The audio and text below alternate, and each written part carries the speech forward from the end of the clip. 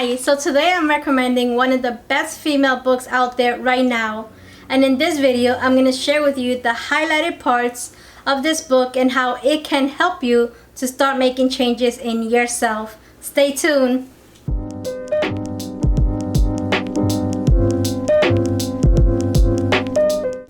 So, not sure where to start making changes in yourself? Same question I asked myself. Stay till the end of this video to hear all 5 important parts of this book and how I can help you get one step closer to becoming a badass. If you're new to my channel, don't forget to subscribe so you're able to hear all the tips and recommendations of living the best version of yourself. Alright guys, so we're going to start with part 1 now in this book of Jen Sincero, where it says, "You are a badass." I love this book and I just felt like I needed to share it with everybody out there. So in part 1, it talks about how you got this way. And it's incredible to know that the way you got here is with your subconscious mind. So part 1, everything starts with you, the way you think, the way you carry yourself, what you believe in. It's crazy to know that your subconscious mind controls everything. Like, it has no filter, guys. Like, whatever you say to yourself, it's gonna believe it. Let's say if you start the day and say, "Oh, it's Monday." Like, your mind is already thinking, "Oh, well, I'm tired. I don't know if I'm gonna make it through the day." Or many times you think, "Oh, well, I'm not good in math," or, "Well, I don't know how to cook. Oh, I can't do that." "Oh, I'm not good in this." Like, your subconscious mind could be your friend, but it can be your enemy too. We need to know how to talk back to our subconscious mind. You know how they say where you have two voices talking to you? You're always gonna have that negative mind talking to you. And this is your part where you need to come with the positive angel on your shoulder and try to shut down all the negative. In part 2, she mentions how to embrace your inner badass. How crazy is that? She says how we need to love ourselves, how we need to do things that we enjoy, how we need to appreciate ourselves. And as females, I know it gets very hard and we kind of tend to compare ourselves with others, but that's the worst thing that we can do. Everybody is special in their own way. You just gotta find your own gift. And once you find it, you need to explode it and share it with everybody else. Once you do that, there's no need for you to compare yourself with other people. There's no need for you to be in competition with anybody. You are special and you are unique in your own special way. It's just a matter of you finding out what is your gift. Okay guys, so now we're going into part 3, and part 3 is how to tap into motherlode. And in this part, she talks about meditating. Meditating is really good, but I feel like many people overthink it. Many people think, "Oh, why am I going to take 5 minutes to half an hour just sitting down?" It's a lot harder than what you think, guys, especially moms. Like, if we take 5 or 10 minutes to meditate, when you start, your mind is going to start going everywhere. You're going to sit down to go to meditate. You're not supposed to think about anything. You're just supposed to sit there, breathe it in, and think about nothing. And this is very hard in the beginning because when you sit down, your mind is running everywhere. You're thinking about, okay, how am I going to prep the lunch? How am I going to do the laundry? What I got to do next? It's hard and it's going to take practice. In her book, she actually tells you how you can do that. What are the steps to get that done? And believe me guys, that helps a lot. When you take 5 to 10 minutes minimum to yourself to meditate, to breathe it in, it refreshes you spiritually and emotionally. So give it a try. The other factor that she gives us of how to tap into motherlode is, this one is funny because she tells you that you need to drive the bus in your brain. You cannot allow your brain to tell you what to do, how to talk, and where to go. And I've seen this in so many other people. Like, they say they want to do things, but they don't do it. And you know why? Because that's their brain driving the bus. That's their brain telling them what they're going to do and how they're going to do it. So you need to change that mentality, and you need to take the wheel from the bus, and you need to ride it, and you need to tell your subconscious mind what you're gonna do, and nobody's gonna tell you different. Nobody's gonna bring you down. So you need to grab that wheel and learn to ride your own bus. Alright guys, so now part 4 is actually how to get over your BS already. And doesn't this relate to everybody? I think it does. We all have those days.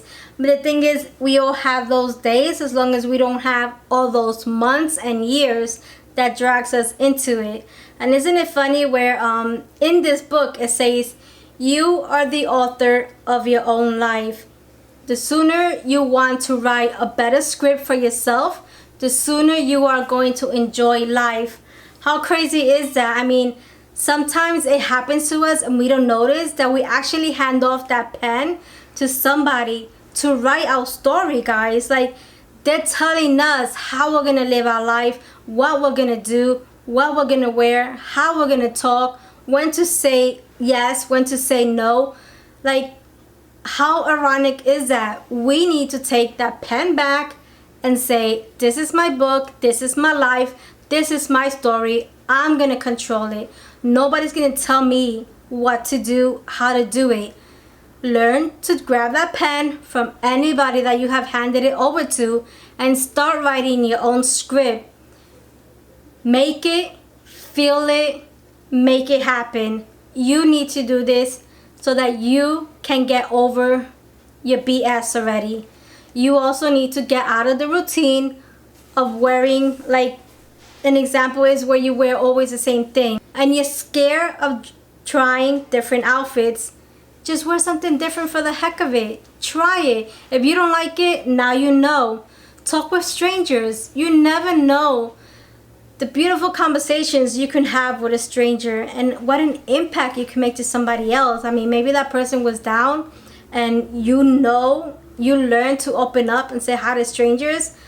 Sooner or later, you're going to remember their names. You're going to ask them, oh, how's your dog? Well, how are your children's? How are your grandchildren? Like, now, I used to be like that where I didn't want to talk to strangers. I was holding back because I was always thinking, what are they going to think? What are they going to say? And now it just comes naturally to me. Like, I relate to patients by their name. I say hi to people that I don't know. Many times we could even have a conversation and not even know all the things that we have in common. It's a beautiful feeling. Like, explore your options. Get out of your little box. Alright guys, so we're coming to the end. The last part is part 5. And part 5 is telling us how we can actually start kicking ass. And like everything, like part 1 started with you, part 5 is going to end with you as well. So in order for us to even want to kick ass, what do we have to do? You, my friend, need to lift your foot up and kick ass. What I mean? Everything starts with you. You're going to take control and you're going to take that decision. The other way that we can do this is by making quick decisions. You know, especially as females, when we go to the restaurant, let's say we're looking at a menu and we're looking at it over 5 times, not knowing what we're going to order. Maybe because if we order something that we like, but we're with certain people, they might not like it. Or we're doubting ourselves and we don't know if we're gonna enjoy it. Just order something. Give yourself 30 seconds, pick something quickly, but just make that decision. This is gonna help you not hold back. This is gonna help you, like, just go ahead, take the decision. And if you happen to change your mind, just let the waitress know. But if you made that decision, you order something new from the menu, you're gonna try something new. What is the worst that can happen? Is that next time that you come in, you know not to order that, but meanwhile, you tasted it. You know if you liked it or not, instead of saying, well, I don't know if I'm gonna like it. The other example of making quick decisions would be when you go to the supermarket. Many times things that should take us by maybe 40 minutes, sometimes could take us about 3 hours, guys. So spending 3 hours staring everything up and down the aisle. No, take 10 seconds, pick that up, and then keep it moving. This is gonna help you, like, make certain decisions quicker and not doubt yourself. when we make our decisions, we need to make our decisions airtight. Airtight is because we're not going to let any excuses come in between any gaps or any holes, because once an excuse comes in, forget it. Everything could fall down. The other thing that I recommend is everything that you say, don't say the word but. And this is something that I work with personally, where everything that I would think or say, I'll say, well, a good example would be, I'm going to cook desserts. Right away, I'll be like, but I don't know how to. Oh, but what if something happens with the oven? But I feel like the word but in your sentence just pauses everything and kills everything. It freezes your body and it freezes your mentality when you say but, because now you're like thinking of, oh, well, right after the word but, you have to come up with an excuse. And this is what we're trying to do, like not make you come up with an excuse. Just do it. What is the worst that can happen? That the dessert doesn't come out right, that it gets burned. But this is how you're going to learn. Nobody's going to be a badass without falling on their faces a few times. And you know, falling on your faces is not bad at all, because I'm not saying that you're going to get used to it, but the more that you fall, the easier it is for you to accept it and know how to become just that much better next time. And it's easier for you to like just brush it off and not take it so personally, and it's quicker for you to recover. So falling or failing is not a bad thing. It's a lesson in life. Alright guys, so I'm coming to my end of my video here, and I just get emotional because this book relates so much to me. I highly recommend it. It's about 244 pages. It cost maybe about $18. But this will leave an imprint on you, just like it did to me. There's a quote in there that Jen says, "You are impossible." And I'm going to put it on my screen how visually you can tell what I'm talking about, because mentally when you hear impossible, it's saying not capable. But she means it as possible. Like, we control our mind and our eyes how to see things. And it's just crazy how she pointed that out, because I just kept reading impossible. But then the more I kept reading it and looking at it, I'm like, no, like, I'm possible. I'm possible doing whatever I put my mind to. I'm possible doing anything I tell my subconscious mind that I can do. So now, today, I'm happy to say I control my subconscious mind. I tell her what to do. I tell her where we're going. She's not driving me anywhere, guys. And then the last thing I want to say is, you guys need to be so happy that you have sunlight beams coming out of your eyes. You're hitting even the negative people and making them happy. This sounds cheesy to you? That's fine. This is a part of me that I am. I'll say cheesy things, but you know what? It makes me happy inside. It lifts me up. That's another thing. Don't care about what anybody thinks. You need to be happy as long as you're not causing harm to anybody. So I enjoy making this video for you today. Don't forget to subscribe to my video. I will be giving great content every Thursday, and I wish you guys a great week.